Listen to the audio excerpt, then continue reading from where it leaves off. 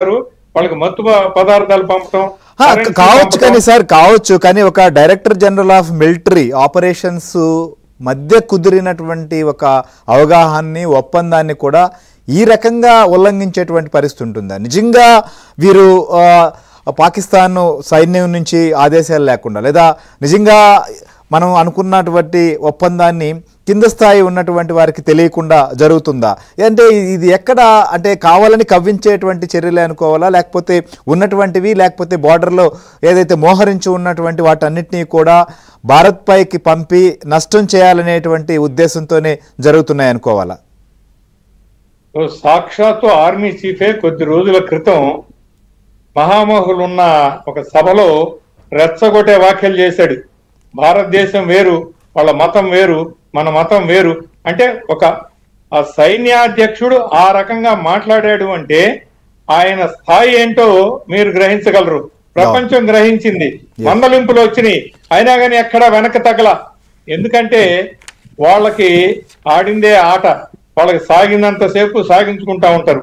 ఇవాళ రసకందాయంలో యుద్ధం పడి వాళ్ళ నడ్డి విరగొట్టే టైంలో మరి ఎలాగో ఈ కాల్పుల విరమణ అనేప్పటికీ ఒక రకంగా మంచిదే అని చెప్పి అనుకుంటే మళ్ళా మొదలుకొచ్చింది కదా.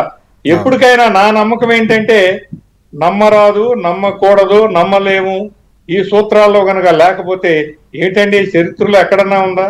70 సంవత్సరాల్లో 5 సార్లు ఒక దేశం మీద యుద్ధానికి రావటం, సావు దెబ్బ తిని కుడి చేయి పోగొట్టుకుని మళ్ళా తోక కూడా కట్ చేయిపోయి బలూచిస్తాన్ లో ఉండే పరిస్థితిలో ఉన్నా కూడా తగ్గట్లేదు అంటే ఏంటంటే వాళ్ళకి ఉత్సవం నీచం తెలీదు, రిస్క్ అంటే తెలీదు.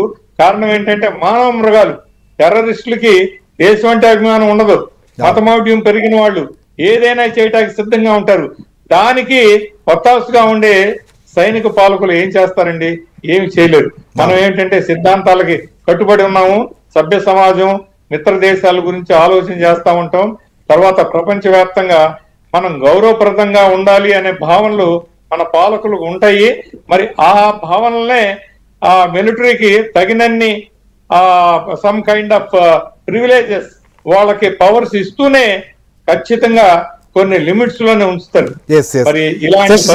మనం ఈ బలూచిస్తాన్ సంబంధించి కూడా డిస్కస్ చేద్దాం. అయితే ఈ లోపు ఇటు గుజరాత్ ప్రభుత్వం, రాష్ట్ర ప్రభుత్వం కూడా కొద్దిసేపటి క్రితం కొన్ని ప్రకటనలు చేసింది. అనేక ప్రాంతాల్లో కూడా బ్లాక్అవుట్స్ కంటిన్యూ చేస్తున్నాం అని చెప్పి అక్కడ